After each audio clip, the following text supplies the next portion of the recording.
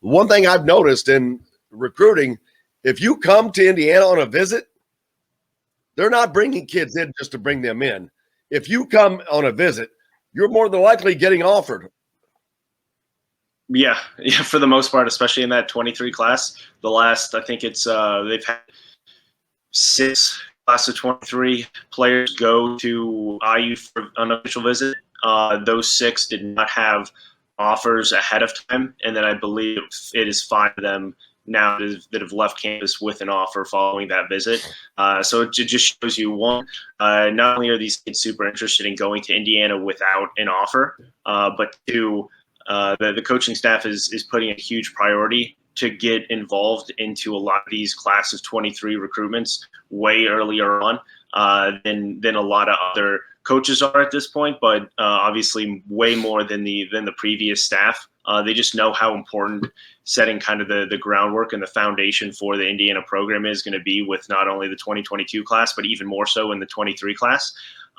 Just due to the amount of players that they're obviously going to be losing in the next 2 years, and kind of the unknown with everything going on in the transfer portal, and not knowing if kids are going to now stay for more than 1 year, even if they don't go pro.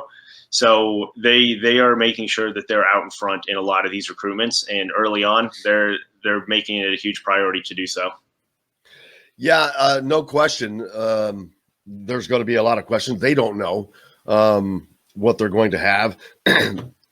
From talks I've had with people close to the program, the I'm trying to think of the right word. The plan is to go after 2 guys for every position and basically let them fight it out. And I see this is how Mike Woodson and staff are doing the whole program, or running the whole program. It is on an earned, merit-based.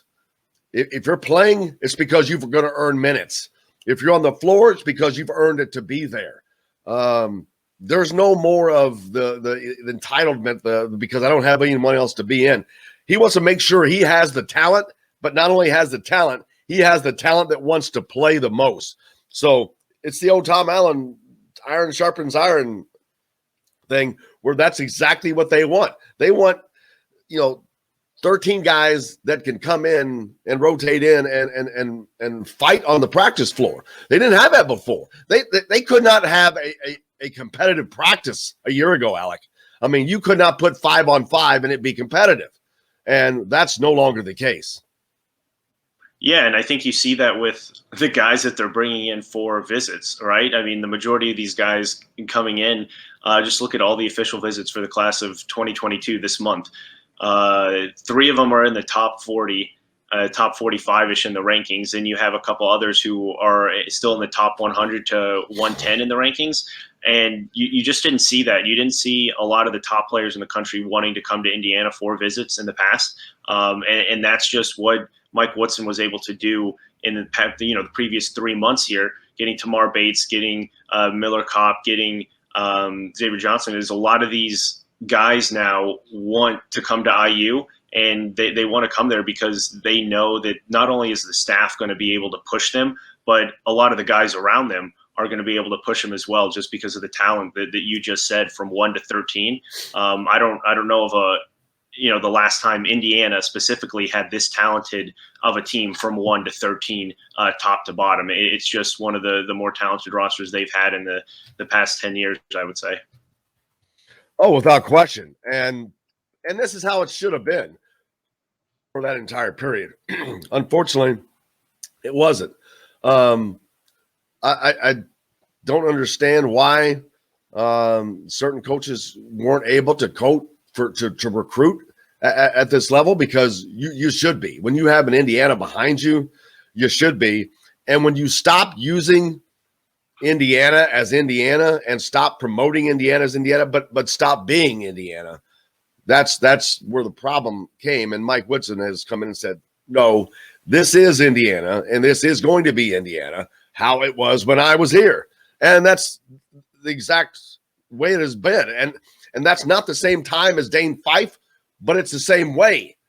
It's hard work, earn your minutes, the players that are on the floor are the ones that earn to be on the floor. And that doesn't matter how talented they were.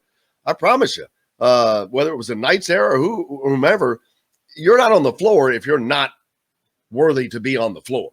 And that had gone away. But, man, not only is that rebounding in an unbelievable manner, but the talent level is potentially – man, I've got to go back to the early 90s when I think of the talent depth on this team, how deep they could go. I mean, those teams could go deep because but the more important thing about that is they were setting up teams for the future.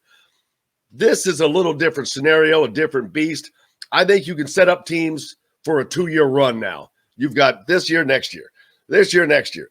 You've got to go from setting it up on a 3- and 4-year basis to a 1- and 2-year basis, and anything after that is gravy, added on. But right now it's basically a 2-year program, I think, that you have to run. Does that sound fair?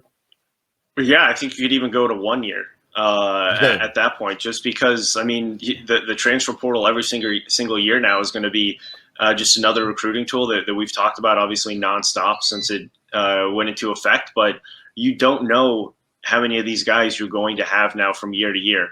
You look at the roster that Indiana has right now, and they could have had an entirely different roster if this coaching staff wasn't in place. And obviously that shows you what the coaching staff was able to do and how they're going to be able to recruit in the future. So it sets yourself up for a very successful year after year. Obviously they need to continue to do that, but yeah, I mean, there's just so many unknowns with all these new rules that are now coming into place. You even look at the name, image, likeness that got passed as well. So there's just a lot of different things that are going to go into building a team each and every year. So I think you look at it as there's no more rebuilding. It's a 1 year. You go after it and you try to do the best you can for that year. And then the next year you retool again.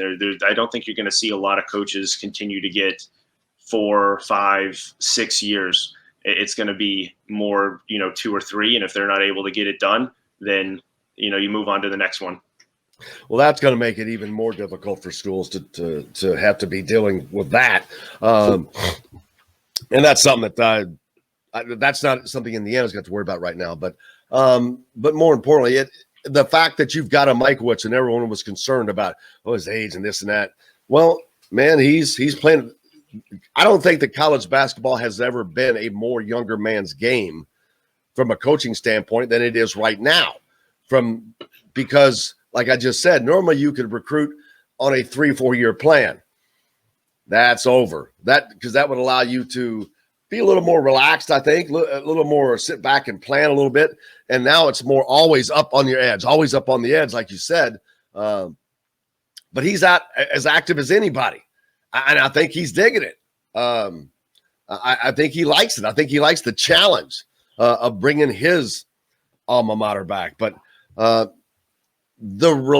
response that I've seen, that's been intriguing. These kids, they're responding very positively to everything that I've seen. From Mike Woodson down, but especially from Mike Woodson down. It has been a nothing but a greatly positive. He is seen as nothing but a bonus by every one of these kids. So all those people, especially the national media that doubted this, it's kind of funny because I keep talking. It is actually maybe a perfect hire for Indiana. Maybe an absolute perfect hire, the absolute perfect recipe. Like Tom Allen was a very unorthodox hire for football. And when it was, no one thought that was going to work. He was just brought in, but that actually turned into crazy success. This was not that, but I also see this as being uber successful when it is run.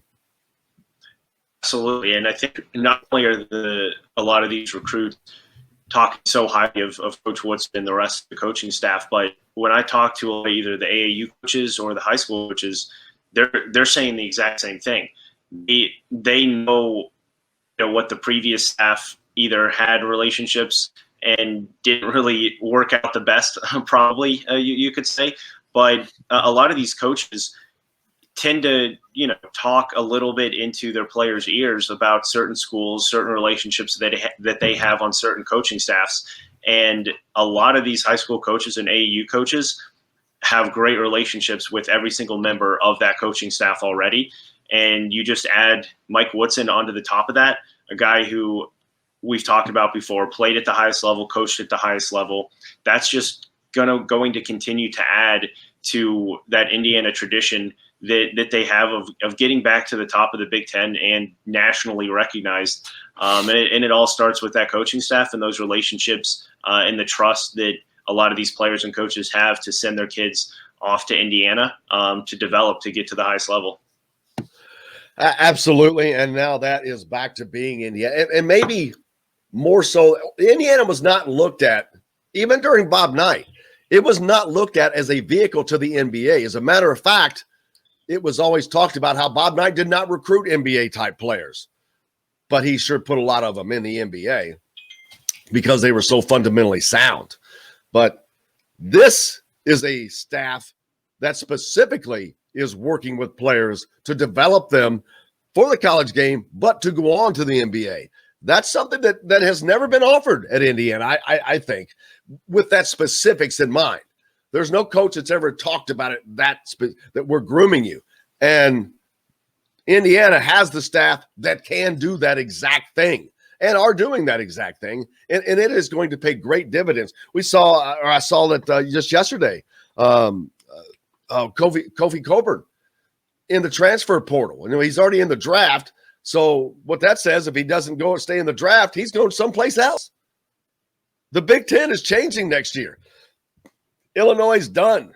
And I think Indiana could be now in that top three mix with Purdue and Michigan. It's just how well this team can gel. I don't want to get into predictions already and all that kind of stuff. But when you see the Big Ten is going to have a very, very different face this season. Who's going to have what? We don't know because it keeps changing. Illinois, they're done. Brad Underwood's 15 minutes. They're over. So we'll see about that.